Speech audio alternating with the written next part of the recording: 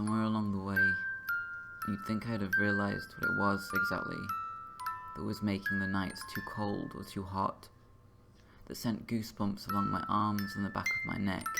At times the air was still and the temperature was perfect.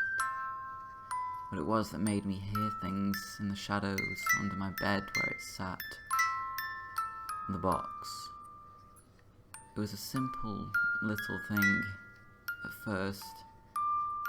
It had hardly any detail to its small body, no mark of make or origin, just a small, simple, old handmade box that would fit in the palm of your hand, one with a lid with no lock, just a metal clasp that was probably the most detailed part of the whole thing. And though I was sure I must be imagining the changes the box took on in size and detail as time went by, though I thought the odd happenings and the box's arrival in my possession must be coincidental, I couldn't shake the growing feeling of dread that was slowly clawing its way up inside my chest. It was only when I decided that I couldn't keep on pretending that nothing was wrong and did research into the damn thing that I found the cassettes, left behind by a previous owner, a man who'd been missing for years. They gave me information I don't think I could ever have been ready to hear. After just the first cassette that I'd listened to, that happened to be the last he made on the box, or on anything for that matter, it was then that I realised the extent of what had been happening and the horror of what was seemingly to come.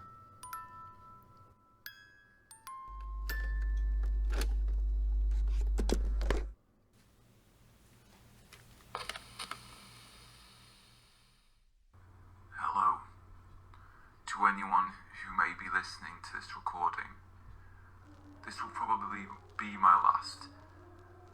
I'm making this last cassette for one reason alone. To warn you. To warn you and anyone else who may listen. A few weeks ago, I found something. Something unsuspectingly dangerous. Something insanely powerful. Seemingly supernatural. Evil. If you've listened to my other recordings, you know what I'm talking about. You must be at least curious enough to continue on. If you haven't, then please believe me. No matter what I say, you must listen until the end. Then listen to the others. This may do nothing to help you, but then again, perhaps something in it could save you. So, you may now be thinking this thing is something to run from, hide from, to avoid at all costs, to destroy. But there is no running or hiding. And if it chooses you, there is no avoiding it. At least, not if you touch it. You won't know you've been chosen until it appears, and it won't leave you alone once you pick it up. It won't leave you alone until it's seduced you and used you as its puppet. It's missing piece. We are the missing piece for it to birth its dark creations into our world. And you cannot destroy it. I've tried. I think others have too. Obviously, we all have failed. It may seem innocent and simple, but only at first. The box.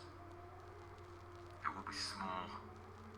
It will fit in the palm of your hand. Made of old wood with no detail of any kind other than the metal clasp that keeps the lid shut tightly until it's ready to be opened. You probably think I'm mad, that this is just a joke, or ramblings of a hallucinating addict. The truth is that it's as real as this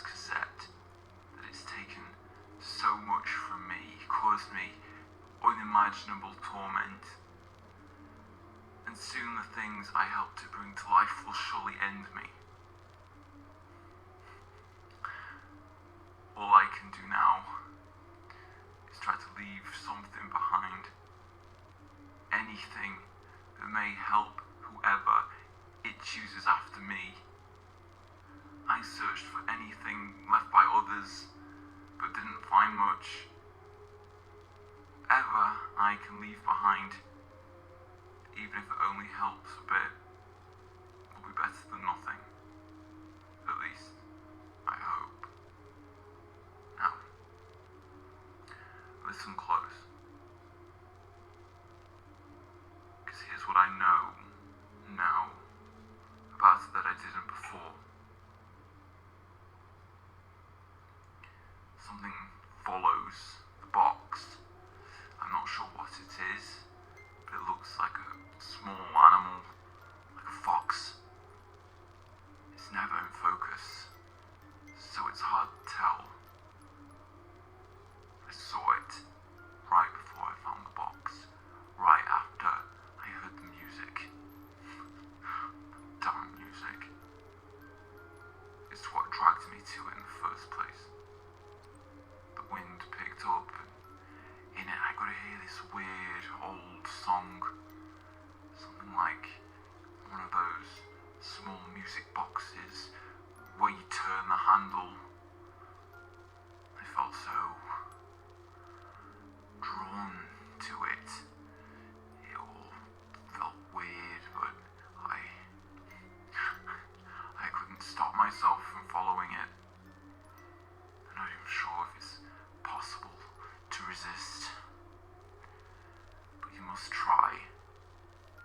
Even after it will call you to it. But you need to resist. Don't let it drag you further in. Don't touch it. Don't look at it. And most importantly, don't open the box. When it's finished growing, when it's ready, the clasp will open and it will tempt you and tempt you. But don't let it. You have to resist. I couldn't. Didn't realize what I was doing until it was too late. I opened it and now they're all dead. Everyone. Everyone I know is dead. I'm the only one left, and as far as I can tell, as soon as it sees me, it's no longer viable to help birth those things. I'm next. I'm sure of it.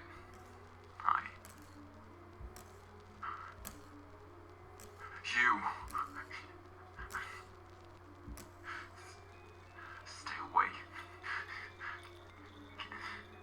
Get out of here. It's back. Again. It's just staring at me with those empty eyes. Even now, it's hard to see like fucking living shadow.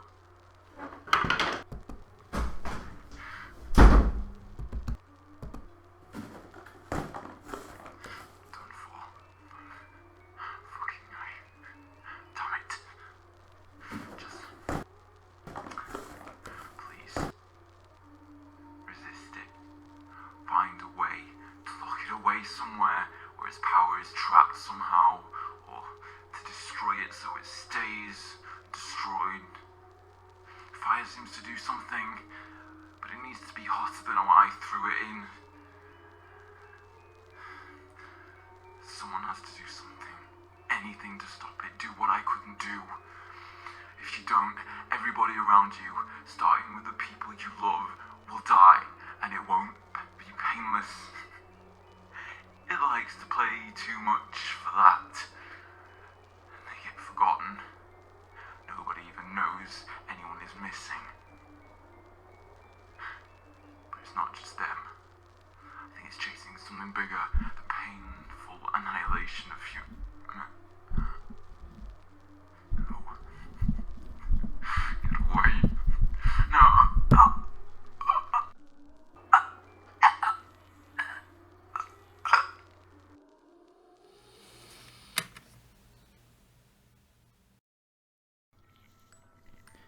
After listening to that recording, I couldn't bring myself to listen to the others. Not straight away in that moment. I felt the panic that had already set in start to shake my body. My breath uneven and quick. My fingertips numb from how hard I'd been grasping onto the old micro cassette player that came with the cassettes. I nearly threw it back down in the cardboard box they were in as I stood quickly from the creaky wooden floor. I was in a cold sweat and suddenly unable to move. As I stared down at my own feet, wanting to run as far and as fast as I could away from everything, I saw something move in the corner of my eye. I spun my head around, terrified, but nothing was there. Looking cautiously around the dusty old attic of the abandoned house, I could see I was alone. But I didn't feel that way. For so long I had feared the thought of being alone, to the point of panic attacks if I was alone for too long, my anxiety taking control. But now, that was all I wanted. To just be alone. To feel alone. As I felt something stare on the back of my head, I slowly turned, my panic only growing as it felt as though it was still staring at the same spot, as if following me closely behind, staying out of my sight, grazing my peripheral mockingly. It was in my head, I told myself. It was in my head. Trying to get back the guts to move from where I stood and leave. I really wish what I told myself was true. I really wish it was just in my head. Why? Why can't it just be in my head?